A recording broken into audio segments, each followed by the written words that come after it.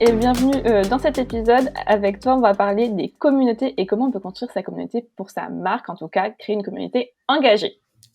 Hello, je suis trop contente d'être dans cet épisode et puis j'ai hâte de parler de ça parce que vraiment, c'est un sujet que j'adore.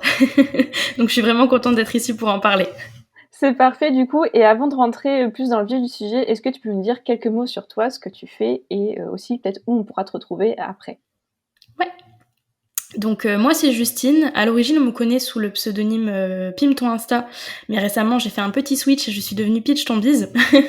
donc voilà, donc je suis coach business spécialisée dans la communication, dans la création de contenu, etc. pour développer ton activité et puis trouver tes clients grâce à la création de contenu. Il faut savoir qu'à l'origine, je n'ai absolument aucune étude basée dans tout ça, puisque à l'origine, je partais pour faire des métiers liés au livre et puis à l'écriture, donc rien à voir. Et puis j'ai pivoté, puis je me suis dit, allez, on va trouver autre chose qui me plaira un petit peu plus, donc me voilà ici. donc voilà. Donc Et en gros, puis finalement, effectivement, tout ce que ouais, tu as mis en place, enfin, ce que tu enseignes aux gens, tu l'as testé pour toi avant. oui, c'est ça. C'est ça. À l'origine, voilà, j'avais un premier business où j'étais autrice indépendante et où il fallait bien vendre tes livres et il fallait bien te faire connaître, etc. Donc c'est en testant sur ma première entreprise que vraiment, déjà, je me suis rendu compte que j'adorais ça et puis que j'ai développé mes propres méthodes et donc me voilà ici. C'est ça qui est chouette. Et du coup avec cette seconde entreprise, ça fait combien de temps que tu t'es lancée, on va dire, parce que toi tu communiques principalement sur Instagram, combien de temps que tu t'es lancée dessus? Et est-ce qu'à un moment donné, enfin, ou dès le départ, tu t'es dit: «Je vais essayer de construire une communauté engagée autour de mon entreprise» ou, est-ce que c'est venu après cette vision du coup de communauté? Alors, je suis lancée depuis avril 2021, donc ça fait un petit peu plus d'un an. Et très sincèrement, à l'origine, je me suis lancée, puis je me suis dit, vas-y, on va avoir un petit compte avec 100 abonnés.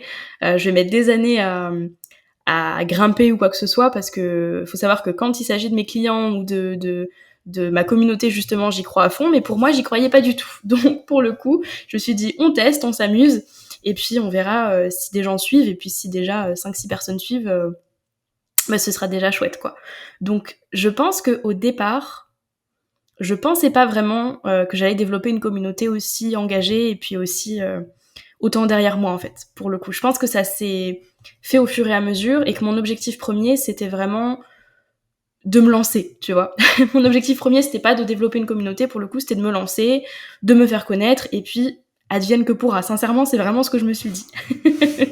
donc non, je pense que cette notion de communauté, elle est venue quand je me suis rendu compte que ça commençait à grimper et que je voulais pas retomber dans ce truc. Mon premier business, j'avais aussi 2000 et quelques abonnés, mais finalement, j'avais pas la sensation d'avoir une réelle communauté derrière, tu vois. J'avais plus la sensation d'être un compte, d'avoir des likes, certes, etc., mais j'avais pas de réel lien avec les personnes qui me suivaient. Et je voulais surtout pas le reproduire pour Pim ton Insta, parce que ça m'avait beaucoup manqué aussi, parce que j'avais l'impression de mal faire les choses, et parce que je sentais que j'avais besoin aussi de ce lien très fort avec des personnes qui te suivent, qui apprécient ton travail, qui potentiellement vont venir acheter chez toi, ou qui dans tous les cas vont te soutenir, quoi. Donc c'est venu, je pense, dans un second temps. Et du coup, comment ça tu fait en tout cas cette transition où tu t'es lancée, tu as posé les bases de ton compte, tu as vu que tu arrivais à attirer du monde, que les gens, quand même regardaient ton contenu, te suivaient et comment justement tu as fait pour fédérer et les personnes qui te suivaient et réussir à les faire, engager avec, ton contenu, toi? Parce qu'après sur Insta, on va dire qu'il y a différentes manières, d'engager les personnes. OK, il y a les posts, il y a les stories, mais comment on met ça en place pour que les personnes, du coup, soient vraiment avec nous?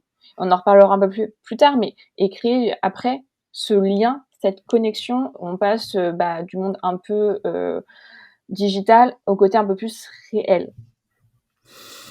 Alors la première chose que j'ai faite un petit peu inconsciemment, c'est que au départ, au début de mon compte, au début de mon contenu, je faisais beaucoup de choses en lien avec la pop culture. Donc on avait des posts sur Marvel, on avait des posts sur Harry Potter, on avait toujours lié au business, hein, mais je reliais chaque problématique business ou chaque sujet business, Instagram, etc. à un exemple de pop culture. Et ce qui était intéressant, c'est qu'en fait, j'ai réussi à toucher des personnes puisqu'on avait les mêmes goûts finalement. Desperate Housewives, Harry Potter, etc. quand tu regardes sur une grosse masse de personnes, on est beaucoup quand même à apprécier ce genre de film, ce genre de références, etc. Et donc ça, tout de suite, c'est ce qui m'a déjà permis de créer un petit lien avec ces personnes, avec ma communauté aujourd'hui. Enfin, c'est un petit peu comme dans un date où vous discutez, puis d'un seul coup, hop, une petite référence sort, ou hop, ah, mon livre préféré, c'est ça, oh, mais moi aussi, c'est ça, etc. Et ça crée de la conversation, ça crée du lien. Donc je pense que ça, c'était la première chose. Alors ça a été fait inconsciemment, mais maintenant, quand je prends du recul, l'idée, c'est de trouver ce qui va permettre, en fait, de relier la personne, de te relier, en fait, avec la communauté. Donc ça peut être des exemples de pop culture, ça peut être plein de choses, honnêtement. Deuxième chose, c'est que j'ai parlé de mon parcours, j'ai parlé de moi. Donc ça peut paraître, tu sais, j'ai parlé de moi, ça peut paraître un peu égocentrique dit comme ça, ouais, je parle de moi, machin. Non, en fait, j'ai raconté mon histoire, j'ai raconté mon parcours, j'ai raconté mes doutes, mes problématiques, et toujours j'étais dans cette démarche de, ben voilà, je t'ai raconté ça, sens-toi libre de le faire à ton tour, sens-toi libre de me partager les choses, quoi. Et donc ça, c'était chouette parce que ça vient pas du premier coup, ce lien, cette confiance, parce que bon, pour aller partager ton parcours ou ton histoire à une inconnue, il faut quand même un petit peu de temps. Donc les premières semaines, les premiers jours, je me tapais des gros vents avec juste 0 réponse, 0 commentaire, etc. Mais c'est normal. Mais au fur et à mesure du temps où je me suis confiée, où je me suis livrée, où j'ai pas hésité en fait à partager, que ce soit des conseils, de la valeur de mon histoire, bah les gens se sont sentis à l'aise, je dirais, ou en tout cas se sont sentis intégrés dans cette petite bulle que j'étais en train de créer. Et donc ils se sont de plus en plus livrés à moi. En fait, on a vraiment créé un lien où tu commences vraiment à échanger, à partager, à oser te confier en fait à la personne. Bon, quand je dis te confier, c'était pas le ils étaient pas en train de me raconter leur vie depuis leur enfance, hein, mais c'est plus en ce moment dans mon business, je galère à ça. Ou ah bah je me reconnais vraiment dans ton histoire. J'ai eu beaucoup de personnes qui se sont reconnues dans mon histoire avec mes burn-out par exemple, et où on a pu échanger avec ça. Donc je pense que ouais, première chose, c'est de trouver ce qui va pouvoir vous relier entre toi et ta communauté. Et puis c'est de pas hésiter non plus à partager de toi, de ta personnalité, de ton histoire, etc. Parce que Et j'en du avais coup, un troisième, et il est parti. pour partager, du coup, faut que les gens qui ont envie de partager avec toi, faut aussi que tu leur partages avant, ça va dans les 2 sens. C'est ça. C'est ça. Et du coup, tu m'as permis de retrouver la troisième chose, c'est que quand je me suis lancée sur Instagram dans un premier temps, je l'ai pas fait dans l'unique but de vendre. Tu vois, j'étais pas dans cette démarche très marketing, entre guillemets, ce qui n'est pas mauvais. Hein, je suis pas en train de, de dire que c'est très mal de se lancer uniquement pour vendre, mais ma première intention, c'était vraiment de partager. Et je pense que c'est quand même un mot qui est hyper important. Et effectivement, c'est de donner à l'autre, de pas hésiter même à donner plus que tu reçois au début, sans te cramer non plus. Mais voilà, de donner, de pas hésiter en fait à être dans cette démarche de partage pour qu'ensuite tu puisses recevoir de la part de la personne en face.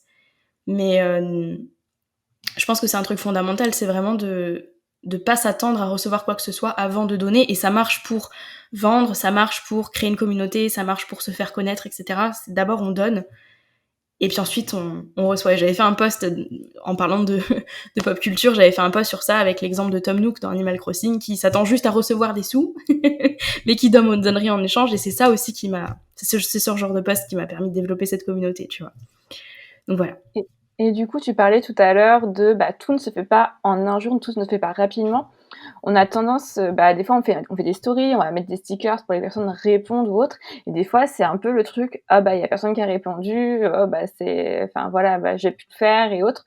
Comment on persévère, on va dire, et en tout cas pour justement tu l'as dit, il faut partager pour que les gens aient aussi envie de partager leur histoire, répondre et autres. Mais du coup, comment on y va étape par étape? Est-ce qu'il y a des choses que toi, tu as mises en place justement? Parce que tu as les posts, mais après, souvent, on se dit que les stories permettent de créer des fois un peu plus de liens aussi. C'est totalement différent. Toi, il y a des choses spécifiques que tu as mis en place avec le temps? Ouais, alors la première chose que j'ai fait avec les stories, c'est que j'ai mis une boîte à questions et j'ai dit aux personnes de me raconter leur histoire. C'était une de mes premières stories, je crois, sur mon compte. Résultat, 0 réponse. Mais quand je dis 0 réponse, c'est que c'était vraiment... T'entendais les grillons, tu vois. Vraiment rien. Et au début, c'est un petit coup dur, tu sais, tu te dis, ouais, mais personne m'a répondu, c'est la honte, machin.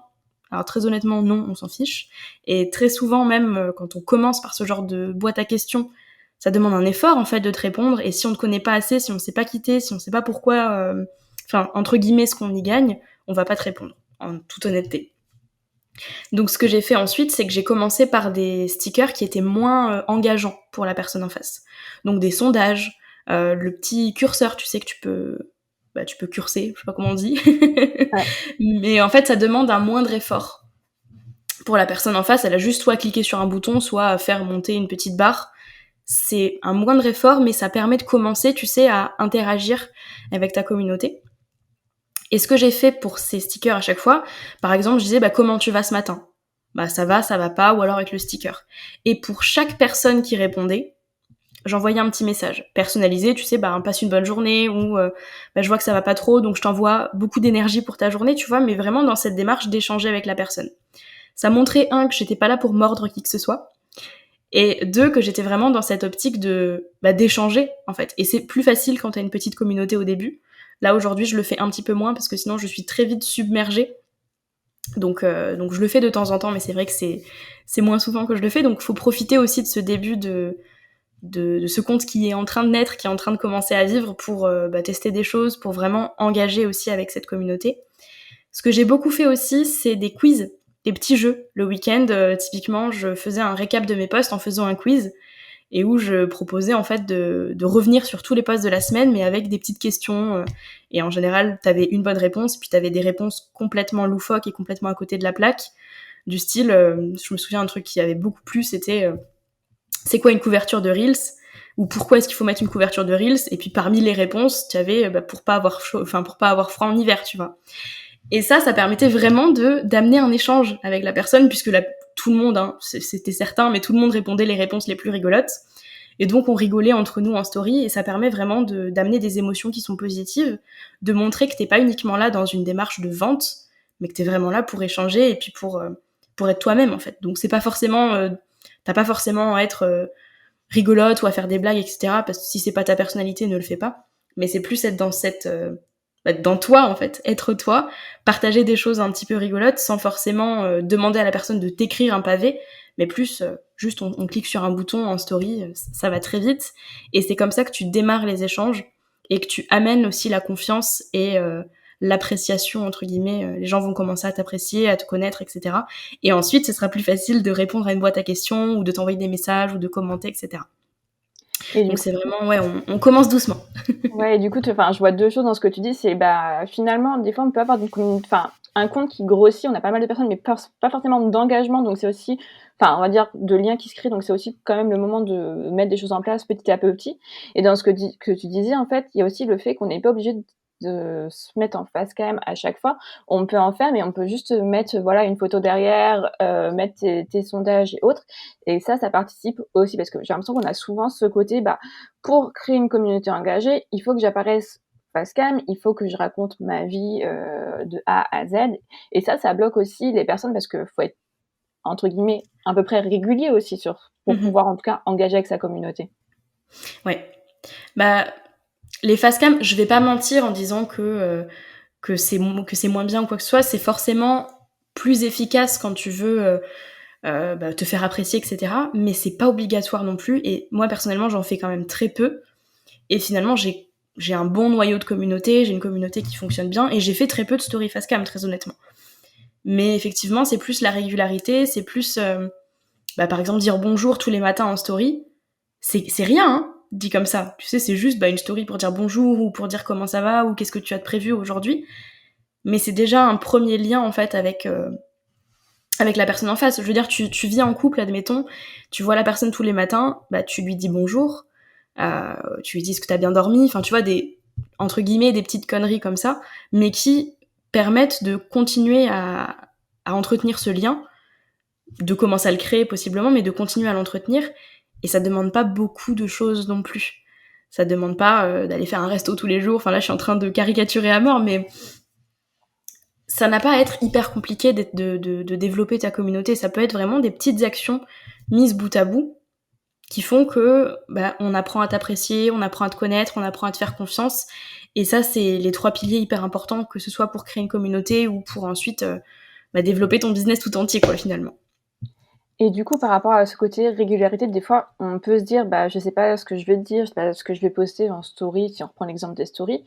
Est-ce que, tu conseillerais aux personnes qui doutent un peu de peut-être programmer, enfin, en tout cas planifier ce qu'elles peuvent, demander sur certains jours? Par exemple, enfin, voilà, pour avoir ce côté, je me retrouve pas le jour même, à être devant, mon Instagram et à me dire: «Bah, OK, en fait, je demande quoi? Je poste quoi?» Comment je peux faire pour que les personnes, elles aient aussi envie d'interagir sur des choses qui intéressent?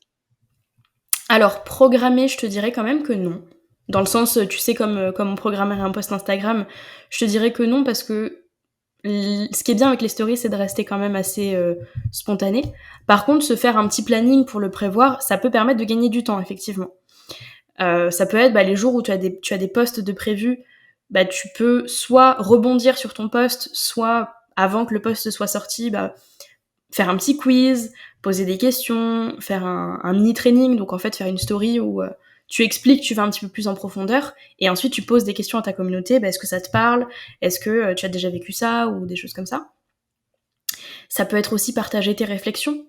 En fait, il y a plein de choses en soi que tu peux faire pour interagir avec ta communauté. Je pense qu'il y a peut-être trois points à prendre en compte. C'est soit tu peux partager ton histoire pour inspirer, pour motiver, pour humaniser un petit peu ton compte. Soit tu peux proposer aussi de la valeur, donc des conseils, des réflexions plus poussées pour amener ensuite à une réflexion de la part de ta communauté. Et la troisième chose qui est aussi importante, mine de rien quand même, c'est de parler de ses offres. Ça reste important aussi dans ce processus de communauté. Donc je suis pas en train de dire, en parlant de tes offres, tu vas dire ah j'ai un truc à vendre, achète. Mais c'est plus d'échanger avec la personne, de faire des petits sondages, de faire des petits quiz, pour ensuite amener ton offre. Et le fait d'avoir, tu sais, d'abord, avant de parler de ton offre, pris soin de ta communauté, pris soin de lui poser des questions, d'échanger avec elle, ça passera un petit peu mieux. Et puis, tu seras vraiment dans cette démarche très humaine et pas uniquement marketing. Alors, je dis pas que le marketing peut pas être humain, mais parfois, il y a ce ressenti aussi de juste tu partages ton offre et puis hop, c'est plié et puis on attend que ça vienne. Il vaut mieux toujours essayer d'amener de l'humain et pourquoi pas partager sa journée, pourquoi pas partager des choses aussi plus personnelles. Fun fact, une fois j'ai partagé juste une photo de mon avocatier qui est en train de pousser. C'est la fois où j'ai eu le plus de retours de ma communauté et où j'ai le plus échangé finalement avec ma communauté de manière très spontanée et très amusante aussi parce qu'on m'a proposé des prénoms pour cet avocatier, enfin plein de choses comme ça. Donc ça n'a pas forcément à être toujours axé business pour développer ta communauté. Tu peux partager un petit peu de ta journée, tu peux partager un petit peu de ton histoire. Attention, toujours en respectant ses propres limites. C'est-à-dire qu'on n'a pas à partager plus que ce qu'on a envie de partager, sous prétexte que ça va permettre de développer une communauté ou quoi que ce soit d'autre. Donc voilà. Mais je pense que peut-être la chose la plus importante à la limite à partager, même quand on sait pas quoi dire, c'est de rester soi-même. Et si un jour tu sais pas quoi dire, tu peux très bien faire une story pour dire écoute, je sais pas quoi dire aujourd'hui, j'espère que tu vas bien, n'hésite pas à venir échanger avec moi, enfin tu vois, des choses comme ça, très spontanées, très humaines finalement, et tout n'a pas forcément tout n'a pas forcément à avoir un objectif derrière. Le seul objectif que je te conseille d'avoir à la limite, c'est de vouloir échanger de manière sincère, quoi. Et puis du coup, dans le côté communauté, enfin, quand on partage, faut aussi prendre du plaisir parce que si tu te lasses toi-même, ça se ressent et au bout d'un moment, tu arrêtes au fur et à mesure parce que des fois, on est dans notre propre vie, tu dis: «Faut qu'on partage des choses». Des fois, on se dit: «Est-ce que ce que je viens de partager, c'est intéressant? Qu'est-ce que je partage?» Et tu parlais justement de se poser des limites. C'est important de se connaître, de savoir ce qu'on veut partager, ce qu'on ne veut pas partager parce que, OK, on est sur des réseaux sociaux où tout est public, mais il y a aussi la vie perso, des moments qu'on va pouvoir dire: «OK, je peux partager, je suis à la mer ce week-end, j'y vais» ou quoi que ce soit et des choses où tu as pas envie de parler. Et par contre, tu peux te dire très bien, des fois, tu passes des mauvaises passes et partager ce côté-là et tu as des personnes à qui ça va faire écho qui vont te dire: «Oh je suis pareil, en ce moment ça va pas, nanani nanana» et là, ça peut recréer du lien. Mais c'est vrai que c'est compliqué des fois de trouver le juste milieu, ce qui nous correspond et de pas faire comme on voit partout, de dire: «Faut absolument que je partage tout, tout le temps, sur tous les sujets». C'est ça. C'est ça, et surtout aussi, je te dirais sur la partie, quand je te dis de raconter ton histoire, il y a des éléments de mon histoire que je raconterai jamais. Alors, je sais que ça pourrait être intéressant, que ça pourrait amener à créer du lien, etc. Mais c'est dans les limites que je refuse absolument de franchir. Parce que même si ça pourrait être important, il y a un truc qu'il ne faut surtout pas négliger en business, c'est aussi tes valeurs et c'est aussi bah, la personne que tu es quelque part. Il y a la personne que tu es dans ton entreprise, mais il y a aussi la personne que tu es autour et ça n'a pas nécessairement vocation à être exactement la même personne, exactement les mêmes choses. En tout cas, une chose est sûre, c'est qu'il faut respecter ses valeurs et il faut pas les bafouer sous prétexte que ça pourrait avoir un impact positif à court terme. C'est-à-dire que je pense à un exemple vraiment assez bête, mais je pense aux personnes qui font de la publicité en déshumanisant un petit peu le corps de la femme, tu vois. Bah oui, ça fonctionne, malheureusement, j'ai envie de dire. Mais je pense qu'il y a beaucoup de valeurs derrière qui sont bafouées. Alors c'est un exemple très extrême, j'en suis consciente, mais je pense que ça permet aussi de visualiser la chose. Il y a beaucoup de valeurs qui sont complètement mises de côté dans le but de fonctionner, tu vois. Non, l'important c'est de poser ses limites et c'est en posant tes limites aussi que tu vas permettre à ta communauté, aux personnes que tu vas inspirer, de faire la même chose derrière quelque part. On a aussi cette responsabilité-là, quand on a une communauté, c'est de se poser ses propres limites pour que les personnes derrière qui possiblement seront inspirées par nous, parce que ça arrivera, bah, puissent mettre en place aussi les bonnes actions et ne pas faire de possibles erreurs qu'on pourrait faire aussi, entre guillemets. Je sais pas si c'est très clair. Ouais, mais au moins, c'est vrai que tu disais le côté inspirant. Enfin, en général, quand on démarre, on va avoir plein de comptes, on va voir ce qui se passe ailleurs et on va voir les choses des fois à reproduire. On se dit: «Ah bah, ça marche pour, lui, je vais faire pareil» et des fois, ça nous correspond pas non plus et parce que c'est pas parce qu'il y a une personne qui crée une communauté autour de son business qui fonctionne de telle et telle manière, que si on réplique le même modèle, ça a fonctionné pour nous pareil et tu disais, si on commence petit, après si on teste aussi comment on peut engager, comment on peut faire interagir sa communauté avec nous, c'est propre du coup à chaque business, à chaque marque et à chaque personne qui est derrière. Complètement. Complètement. Mais oui, c'est hyper important de faire les choses, un, pour soi, et deux, pour les personnes qu'on a envie, entre guillemets, d'attirer à soi, pour la communauté qu'on a envie d'avoir. Et c'est très facile, et sincèrement, je suis en plein dans ça en ce moment, c'est que moi j'ai construit tout mon business en piochant un petit peu des choses que j'avais vues entre guillemets qui fonctionnaient. J'ai construit tout mon business par mimétisme entre guillemets, c'est-à-dire en regardant ce qui se faisait et en me disant bah, c'est comme ça qu'il faut faire du coup. Et ça marche pour tout, hein. Ça marche pour tes offres, ça marche pour ton business. Là, dans le sujet dans lequel on parle, ça marche pour la communauté. On fait les choses pour soi, on fait les choses parce que ça nous plaît, on fait les choses parce que c'est quelque chose qu'on a envie de faire, mais surtout, s'il vous plaît, on fait pas les choses euh, parce qu'on pense que c'est ce qu'il faudrait faire. Parce que ça va se ressentir, parce que... parce que ça va se sentir en fait. Au bout d'un moment, vous allez en avoir marre, au bout d'un moment, on va se dire, bah, ça me plaît plus, et on va le ressentir, et c'est tout ce qu'il ne faut pas faire pour développer une communauté qui nous aime nous, et pas ce qu'on fait quelque part. Donc voilà. Ouais, tu disais du coup ça se ressent quand on le fait pas pour nous parce qu'on parlait, ouais, des stories, si on n'a pas envie de vraiment les faire, de faire un type de contenu de story, il y a plein de possibilités de faire des stories. Mais si on s'engage sur un contenu qui ne correspond pas, bah, ça se ressent derrière et finalement, tu dégages moins de choses, tu retransmets moins ta personnalité, ta passion, comment tu C'est vis les ça. choses et du coup, c'est un peu à double tranchant parce que les personnes vont peut-être avoir moins envie de te suivre ou se dire: «Bah, elle a pas l'air bien motivée par ce qu'elle dit ou par ce qu'elle fait», et du coup, ça te dessert. En fait, c'est bien de vouloir créer une communauté, mais il faut faire dans le bon sens, parce que si ça te dessert, en fait, de mettre des actions au service de ta communauté et que derrière ça t'apporte rien, bah, c'est toi qui es perdant, après. C'est ça. Et puis tu vois, tu donnes l'exemple des stories, moi je donnerais même l'exemple des reels aussi, où on Ouais. voit beaucoup aujourd'hui des tendances émerger, des trends, des choses en fait qui reviennent très souvent. Et je vois plein d'entrepreneurs, alors je comprends, hein, du coup moi-même des fois je tombe dans ça, mais où on reproduit en fait ces tendances parce qu'elles sont tendances. Et des fois, ça se ressent qu'on a juste pas envie de le faire ou qu'on se sent pas à l'aise ou quoi que ce soit. Ça se ressent. Et derrière, ta communauté va le ressentir aussi. Et ça ne pourra avoir qu'un impact négatif sur ton activité, sur ton business, sur ta communauté, sur tout ce que tu veux. Donc, j'insiste vraiment sur ce truc de on fait les choses pour soi, on fait les choses pour sa communauté, et on fait les choses aussi pour attirer des personnes qui vont matcher avec notre personnalité, avec qui on est. Ça implique, du coup, de montrer vraiment qui on est, de pas se censurer, de pas faire des choses parce qu'il faut les faire, mais vraiment de faire des choses parce que nous, on a envie de les faire, parce que ça nous ressemble, et parce que ça montre aussi qui on est, nos valeurs, notre vision, notre personnalité, etc. Et si on se, entre guillemets, force à faire des choses qui fonctionnent bien, qu'on a vu chez d'autres, ou qui en ce moment sont tendance, alors que ça reflète absolument pas qui on est, on va se retrouver avec des personnes à qui ça a plu, mais qui ne seront pas là pour toi, en fait, ou pour ta personnalité, ta vision, tes valeurs, etc. Et ça, c'est dommage. Parce que du coup, c'est pas un noyau de communauté qui va, entre guillemets, prospérer. C'est pas une communauté qui va vraiment être derrière toi pour qui tu es, mais plus pour ce que tu fais. Et ce qui est bien, ce serait d'avoir les deux, tu vois. Pour ce que tu fais, oui, mais parce que ce que tu fais, tu le fais parce que tu es tel que tu es. Ça fait beaucoup de « et ». Mais on comprend le message. Ça va alors.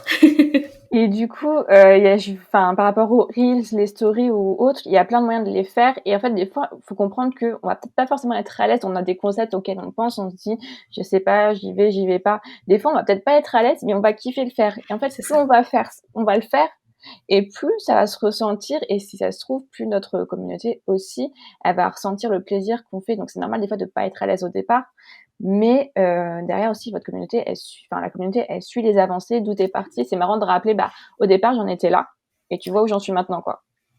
C'est ça. C'est ça. Et puis, il y a une grande différence entre ne pas être à l'aise parce que ça ne respecte absolument pas tes valeurs, ça ne respecte absolument pas qui tu es, et ne pas être à l'aise parce que tu es un peu timide ou parce que c'est la première fois que tu le fais, mais être content de le faire quand même. Et sincèrement, ça se ressent. Et c'est hyper important d'être plutôt dans la deuxième case et de faire les choses parce qu'on a envie de les faire, parce qu'on s'éclate à les faire même si on a l'air ridicule, et être dans ce cas de figure-là plutôt que de les faire parce qu'il faut le faire et parce qu'on n'a pas envie mais qu'il faut le faire quand même parce que c'est ce qui marche, etc.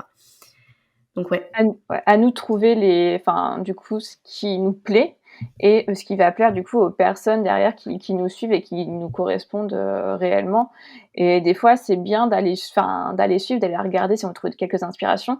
Je trouve sur des secteurs totalement différents, d'une autre, parce que c'est souvent là qu'on a les meilleures inspirations et on va faire les choses différemment. Des fois, ça ouais, peut aider et ça sur tout plein de sujets finalement. c'est clair. Ouais, c'est bien de faire sa petite salade, C'est d'aller ça. regarder plein de choses. Moi, typiquement, je regarde beaucoup TikTok.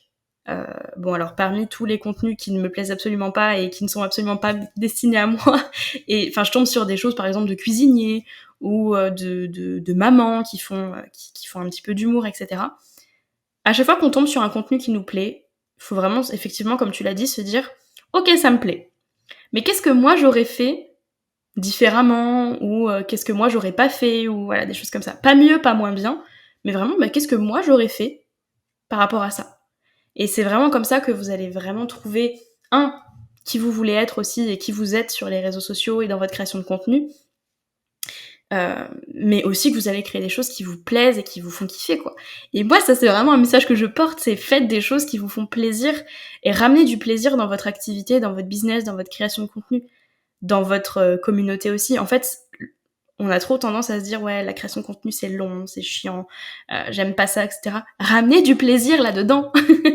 Faites-vous plaisir, faites des choses qui vous font plaisir, et derrière, ça va se ressentir sur toutes les sphères, en fait, qui tournent autour, sur votre communauté, sur votre manière d'agir, sur votre manière d'être. Si vous faites des choses qui vous plaisent, ça va se ressentir, ne serait-ce que parce que vous aurez le sourire.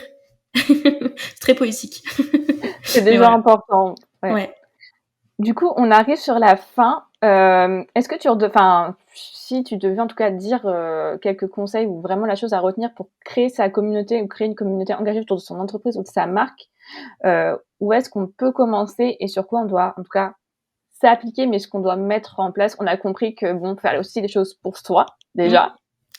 Ça, tu nous l'as bien expliqué, mais c'est hyper important de le rappeler.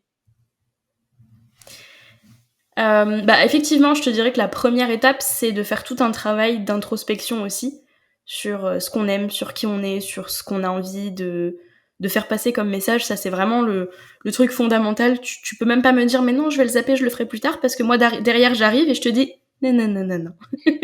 On va en discuter, tu vas voir. Et puis, la deuxième étape, je pense, c'est de tester. C'est de pas avoir peur, en fait, de mettre des stickers en en story et puis de limite risquer de pas avoir de réponse, on s'en fiche. C'est de poser des questions en commentant, en post, sous un post. C'est vraiment de tester plein de choses. D'essayer de raconter ton histoire, d'essayer de poser des questions, d'essayer d'amener la conversation et de prendre du recul après quelques semaines de test et de voir ce qui a fonctionné, ce qui n'a pas fonctionné. Parce que je pense qu'il n'y a pas vraiment de recette miracle, honnêtement, pour construire une communauté qui fonctionne, si ce n'est de tester les choses, parce que ça dépendra en fait de qui est ta communauté, de qui sont les personnes que tu as en face quelque part. Donc je sais, c'est un petit peu bateau, on n'attend pas ce genre de conseils normalement, mais ouais, de tester. Et puis si je peux donner une action plus concrète, c'est de partir de ce que tu as fait dans l'étape 1, donc de partir de toi. Encore, on y revient, je suis chiante, hein. Mais c'est hyper important quelque part. C'est de partir de cette étape 1 et de créer du contenu qui va permettre de créer du lien entre cette étape 1 et la communauté derrière, qui est existante ou non, mais c'est-à-dire, typiquement, moi, ce sur quoi j'étais tombée, c'est j'adore la pop culture. Qu'est-ce que j'ai fait ? J'ai créé des posts qui amenaient de la valeur, tout en liant ça à la pop culture, et ça a vraiment beaucoup plu, et c'est comme ça que j'ai développé ma communauté. Donc c'est d'essayer de trouver ce truc qui va te relier à ta communauté, qui va te relier à ton activité, et qui va créer vraiment tout un écosystème en fait qui fonctionne, qui te plaît, et puis qui te permet en fait de créer du lien, quoi.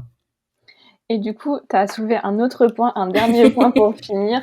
Tu parlais du coup, on a parlé des posts que tu crées, des stories que tu vas créer, et il y a aussi le côté en fait aller chez les autres, enfin toujours on va dire de manière humaine, pas en mode OK, je te mets 3 smileys, pour créer un lien avec toi.